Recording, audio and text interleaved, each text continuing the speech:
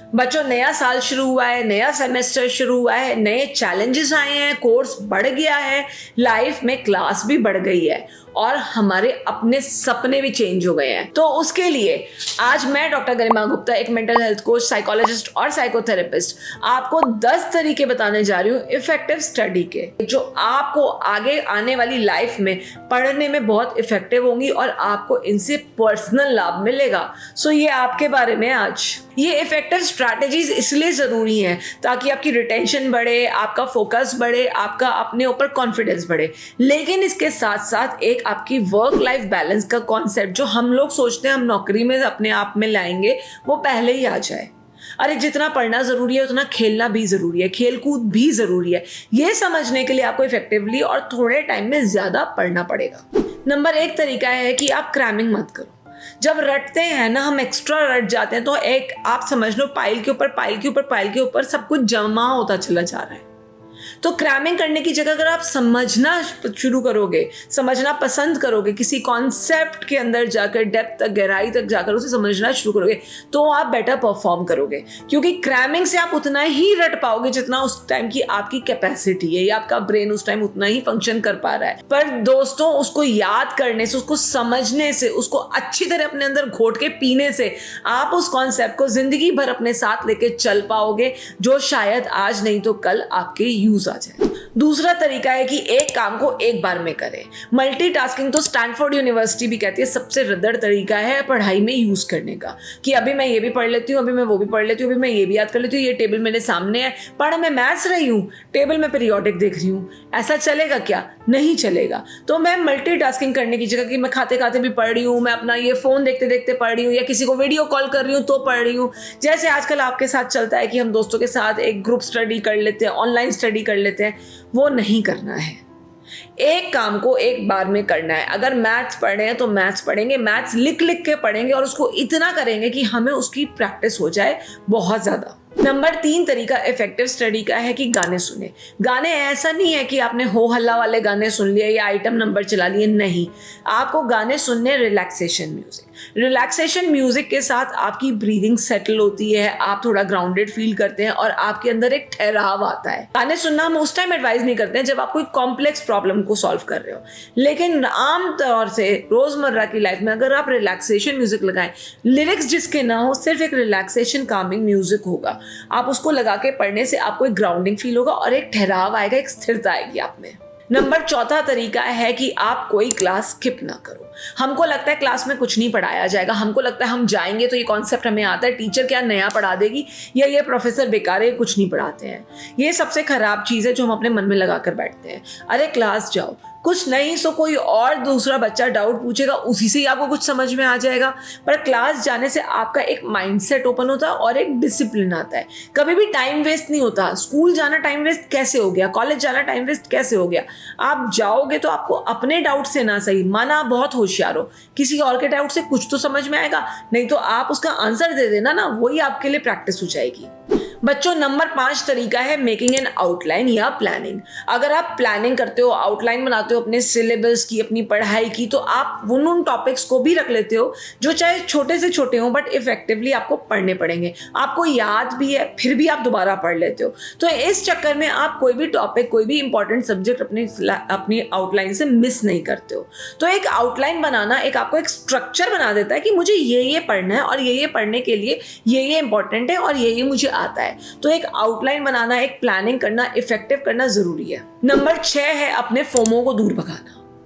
FOMO मतलब fear of missing out, कि मैं सोशल मीडिया पे अगर एक्टिव नहीं हूं, मैं इस चीज पे एक्टिव नहीं हूं तो मैं कुछ मिस कर रही हूं। अरे सोशल मीडिया करो, करना है तो ठीक है, लेकिन पढ़ाई के टाइम पे नहीं करना। पढ़ाई के टाइम पे अपना फोन, अपना गैजेट, उन सब पे ये सब चीजें नहीं देखनी है। Instagram, Facebook, Snapchat can wait, लेकिन वो जो टाइम आपका फोकस करने का है, पढ़ाई करने का है, वो वापस नहीं आएगा। तो उस टाइम पे सिर्फ, मैंने पहले भी कहा था कि आप मल्टीटास्क मत करो, तो आप मल्टीटास्क ना करके उस टाइम पे सिर्फ अपनी पढ़ाई पे फोकस करो। ये सोशल मीडिया को उस टाइम हटा दो। नंबर 7 है एक्टिवली पढ़ो। एक्टिवली पढ़ने का मतलब एक तो ये होता है कि हम पढ़ रहे हैं, नोट्स बना रहे हैं, अंडरलाइन कर रहे हैं, ठीक है, लेकिन एक्टिवली पढ़ने का मतलब, ये जो नया कॉन्सेप्ट है, इसका मतलब है कि आप अपने आप को टेस्ट दो, अपने आप को क्विज दो, या आपके जो साथी हैं, आपके जो साथ में पढ़ने वाले दोस्त हैं, उनसे आप सुनो। अगर आप उनको सिखाते हो, उनसे सुनते हो, या किसी को आप लेक्चर दे रहे हो, तो आपको ज़्यादा अच्छा कॉन्सेप्ट समझ में आता है। तो सिर्फ पढ़ने से या अंडरलाइन करने से या नोट्स बनाने से काम नहीं चलेगा, उसके साथ साथ आपको इनकॉर्पोरेट करना पड़ेगा एक्स्ट्रा तरीके, जो कि किसी को समझाना, किसी से समझना, या टेस्ट्स देना, या मॉक टेस्ट देना, या क्विजेस देना। नंबर 8 तरीका है बी ऑर्गेनाइज्ड। अपने काम को, अपनी डेस्क को, अपने आप को ऑर्गेनाइज करो। प्लानर्स भरो, जर्नल्स भरो, अपने आप को टाइम टेबल सेट करो, अपनी डेस्क को बिल्कुल साफ सुथरा रखो, अपने कपड़ों को साफ रखो, अपने आप को साफ रखो, पर्सनल हाइजीन मेंटेन करो, लेकिन ऑर्गेनाइज करो। जब तक ऑर्गेनाइज नहीं करोगे तब तक तितर बितर फैले रहोगे, इधर उधर फैले रहोगे, कुछ भी समझ नहीं आएगा कि करना क्या है। नंबर 9 तरीका है कि आप अपनी स्टडी स्पेस डिफाइन करें। एक अच्छी सी, जहाँ लाइटनिंग अच्छी हो, जहाँ हवा अच्छी आती हो, वेंटिलेशन अच्छा हो, जहाँ थोड़ा सुकून हो, शोर शराबा ना हो, किचन के पास ना हो, जहाँ आपको डिस्ट्रैक्शन ना हो, टीवी ना जोर से चल रहा हो, ऐसा कोई स्टडी का कॉर्नर डिफाइन करिए। वो घर पे भी हो सकता है, लाइब्रेरी में भी हो सकता है, स्कूल में भी हो सकता है, वो कहीं पे भी हो सकता है, लेकिन जहाँ पे आपको ज़्यादा चहल पहल ना हो, आप सुकून से कोने में फोकस कर पाओ, वो स्टडी एरिया आपको अपने घर में, अपने आसपास की जगह पर डिफाइन करना पड़ेगा। ये ना हो कि कई बार डाइनिंग टेबल पे बैठ के पढ़ रहे हैं, या सोफे पे बैठ के लाउंज कर रहे हैं और आराम से लेटे हुए पढ़ रहे हैं। नहीं, आपको एक स्टडी एरिया जहाँ प्रॉपर वेंटिलेशन हो, सब कुछ अच्छा माहौल हो, वो आपको डिफाइन करना पड़ेगा। और नंबर 10 सबसे इंपॉर्टेंट है प्रोक्रेस्टिनेट ना करना। प्रोक्रेस्टिनेशन मतलब है कि हम टालते हैं काम को। बहुत ज़्यादा काम आ गया तो भी टालेंगे, बहुत कम है तो ज़रूर टालेंगे कि ये तो हो ही जाएगा। किसी भी सब्जेक्ट को, क्वेश्चन को, कॉन्सेप्ट को छोटा मत समझो, और अगर बहुत बड़ा है तो उसे छोटे छोटे छोटे छोटे टुकड़ों में बांटो, उसको चंकिंग करो, तो वो आपको अचीवेबल लगेगा। छोटा सा है, थोड़ा सा कॉन्सेप्ट है, हो जाएगा, इजी है, इस चक्कर में ना पड़ के उसको डिवाइड करके उसको कर डालो। बाद में जो होगा देखा जाएगा, पर आज अभी उसको खत्म करो। जब इतना इजी है, इतना छोटा है, इतना करने लायक है, साधारण है, तो उसको करके खत्म करते हैं। और अगर बहुत बड़ा टास्क है बॉस, अगर बहुत ज़्यादा है, तो उसको छोटे छोटे टास्क में डिवाइड करते हैं। अब याद है, ये छोटे टास्क भी करने लायक है, तो इनको भी करके ख़त्म करते हैं।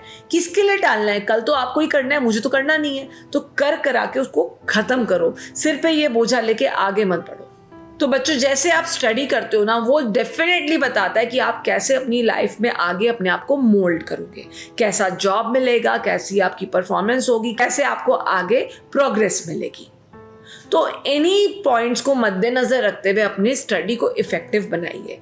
इनइफेक्टिव बैड हैबिट्स जो पढ़ने की होती हैं, सोफे पे लेटे पड़े हैं, गाने चल रहे हैं, लोग घूम रहे हैं और इधर उधर देख के बोल रहे हैं हाँ मम्मी खाने में क्या बनना है, वो सब आपके काम नहीं आएंगी।